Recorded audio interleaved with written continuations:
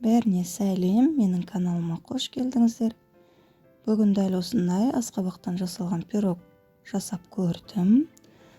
Бізге ұнады, сол себептен де сіздермен рецептімен бөлісемін деп шештім. Менің балаларым бір шайдан қалдырмай барлығын жеп қойды. Сіздерге де кеңес берем, жасап көріңіздер. Ең алдымен таза ыдысымызға ұнымызды саламыз.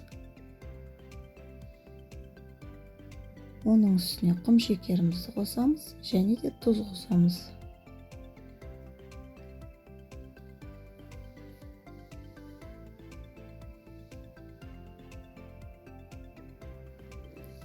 Ал енді барлығын жақсылап араластырып аламыз.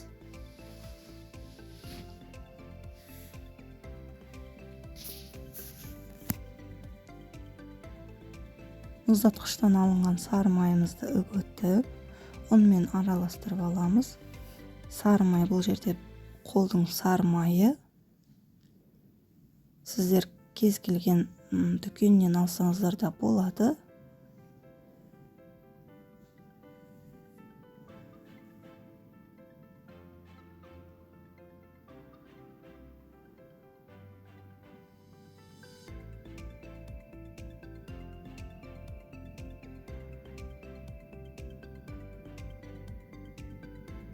Енді үстіне бір жұмыртқа шағамыз және де мұздай суымызды қосып, жақсылап жұмсақ қамыр илейміз.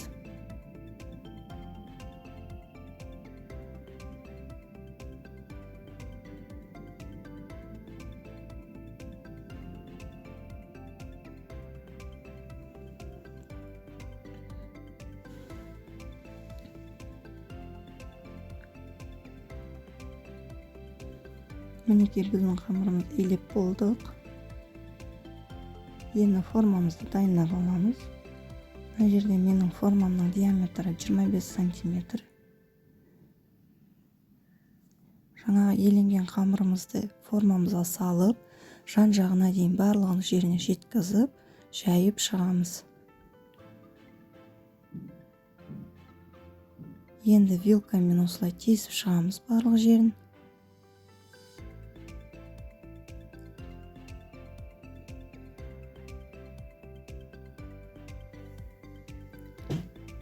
Салмасына кірісеміз. Бұл жерде басты рөлде асқабақ.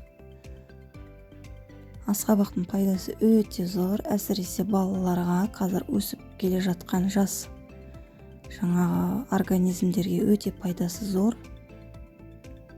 Мінекей оның үстіне құм шекер қосамыз. Және де дүкеннен алынған осындай сгущенка қосамыз.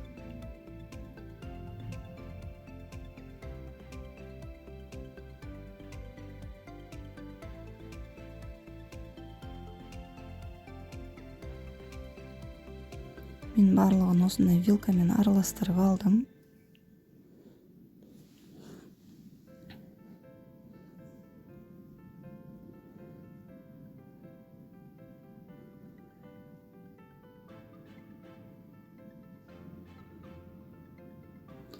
Үстіне жұмыртқа шағамыз.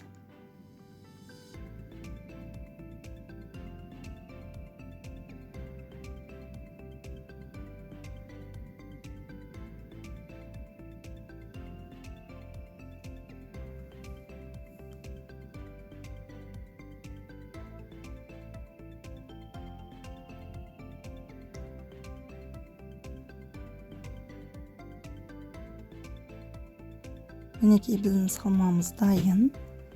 Жаңағы формамыздың үстіне салмамызды құямыз. Және де 180 градуста алдын ала қызып тұрған пеште 40-45 минут пісіріп аламыз. Әркімнің пеші әртүрлі, сол себептен де дайын болғандығын бақылап қарап тұрыңыздар.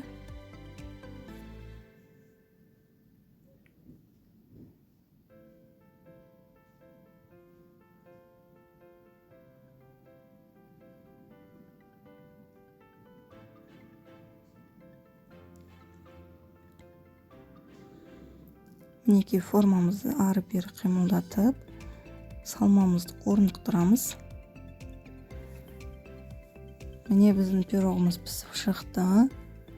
Формамыздан шығарамыз және де суытамыз.